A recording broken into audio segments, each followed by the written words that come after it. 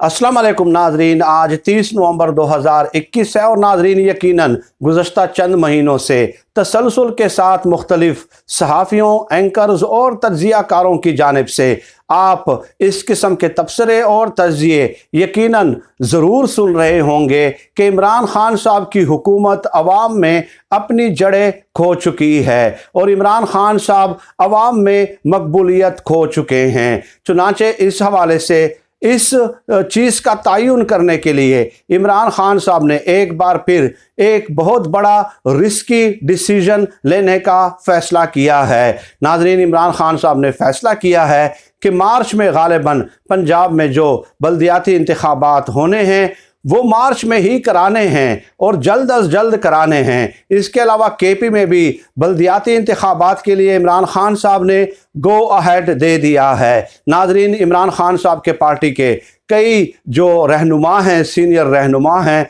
उन्होंने इमरान खान साहब को मशवरा दिया कि चूँकि महंगाई बहुत ज़्यादा है, हमारे ख़िलाफ़ प्रोपेगंडा बहुत ज़्यादा किया गया है, इसलिए बल्दियाती इंतखाबात को तातुल का शिकार किया जाए या मज़ीद डिले कर दिया जाए। लेकिन इमरान खान साहब ने मुकम्मल तौर पे इस तजवीज़ से इत्तेफाक नहीं किया और मुकम्मल तौर पे इस किस्म की तजावीज़ को मुस्तरद कर दिया। इमरान खान साहब ने कहा कि मैं देखता हूँ कि आया वाक़ियतन हकीकतन हम अवाम में अपनी जड़ें खो चुके हैं या नहीं खो चुके। इससे पहले इमरान खान साहब ने 17 नवंबर को जो पार्लियामेंट का मुश्तरका इजलास तलब किया था वो भी बहुत बड़ा रिस्की डिसीजन था, क्योंकि अगर उसमें हुकूमत को शिकस्त हो जाती तो यकीनन इमरान खान साहब के लिए अखलाकी तौर पे वज़ीर आज़म रहने का कोई जवाज़ नहीं था, अखलाकी तौर पे, कानूनी तौर पे नहीं।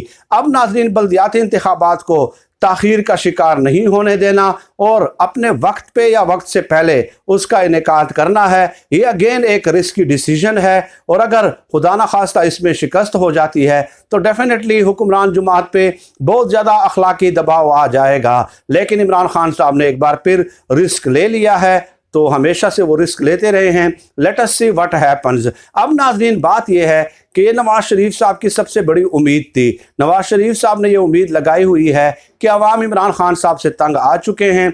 पूरा सितंबर आपने मुलाहिजा किया होगा, उन दिनों मैंने वीडियोस भी कई इस हवाले से अपलोड की थी कि पूरे सितंबर के महीने में नवाज शरीफ साहब ने मुख्तलिफ जो अज़ला हैं, जो डिवीज़न हैं, वहाँ पे वर्कर कन्वेंशन का इनेकाद किया और अपने पार्टी रहनुमाओं को टास्क दिया कि पंजाब के तमाम यूनियन कौंसिलों में से मुझे जो है बंदे चाहिए। चुनाचे हर यूनियन कौंसिल से तकरीबन 10 से 15 लोग जो हैं वो अपने पार्टी में शामिल किए गए और तकरीबन पूरे पंजाब के जितने भी यूनियन कौंसिल मिला दें तो उस वक्त जो मैंने आपको एक फैक्ट्स एंड फिगर्स बताए थे वो ये थे कि नवाज शरीफ साहब ने ये टास्क दिया था कि पंजाब के तमाम यूनियन कौंसिल से 1 लाख बंदे मुझे चाहिए, ताकि इलेक्शन के दिनों में, बल्दियाती इलेक्शन के दिनों में या जनरल इंतखाबात के मौके पे मैं इन लोगों को इस्तेमाल कर सकूं, इन लोगों की पोलिंग स्टेशंस पे ड्यूटियां लगा सकूं और इसके अलावा लोगों के घरों में बेच के जो है वहाँ से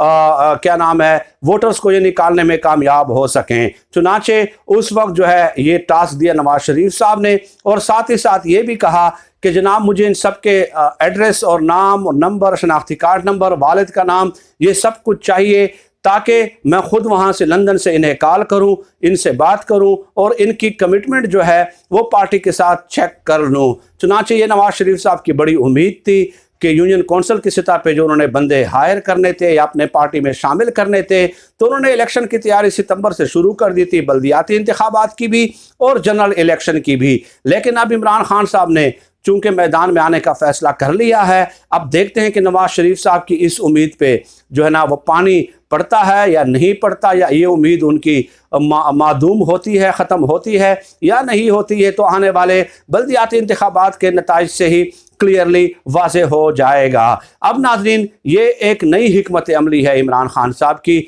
और नई हिकमत अमली में ये भी शामिल है कि इमरान खान साहब ने कहा है कि मैं ख़ुद 5-6 जलसे करूँगा तो इंशाल्लाह जो मेरी मकबूलियत कम हुई है उसका तासुर मैं ज़ायल करने में कामयाब हो जाऊंगा, उसका तासुर ज़ायल करने में मैं कामयाब रहूँगा, ख़त्म करने में मैं कामयाब रहूँगा। तो इसका भी हमें इंतज़ार करना पड़ेगा। लेकिन नाज़रीन, एक इंटरेस्टिंग डेवलपमेंट और भी हुई है कि PDM में चूँकि कोई फ़ैसला नहीं हो रहा, कोई इत्तेफ़ाक़ राय कायम नहीं हो रहा, ना ही कोई कंसेंसस डेवलप होने का नाम ले रहा है, लेकिन नवाज़ शरीफ साहब से मौलाना फजलुर रहमान साहब ने एक अजीब व गरीब किस्म का मुतालबा कर दिया है। वो मुतालबा ये है कि आप आने वाले बल्दियाती इंतखाबात में हिस्सा नहीं लेंगे जनाब।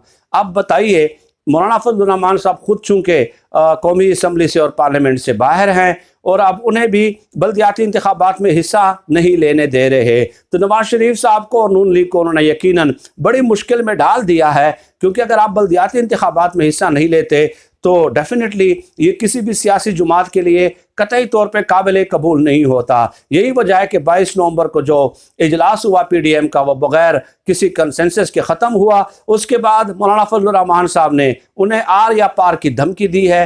6 दिसंबर तक का उन्हें टाइम दिया है कि वहाँ उस 6 दिसंबर तक आपने मुझे हतमी तौर पे बताना है कि आपने करना क्या है। एक तो लॉन्ग मार्च के हवाले से, इस्तीफ़ों के हवाले से और बल्दियाती इंतखाबात में हिस्सा लेने के हवाले से। बाकी बातें तो शायद वो तस्लीम कर लें या ना कर लें, लेकिन ये बात उनकी कतई तौर पे तस्लीम नहीं की जा सकती। और अपोजिशन की सियासी जुमातें भी यकीनन इस बात पे हैरान हैं कि इमरान खान साहब हमारे नज़दीक तो उनकी पॉपुलैरिटी ख़त्म हो चुकी है अवाम में, तो वो क्यों कर बर वक्त या वक्त से भी पहले बल्दियाती इंतखाबात करा रहे हैं।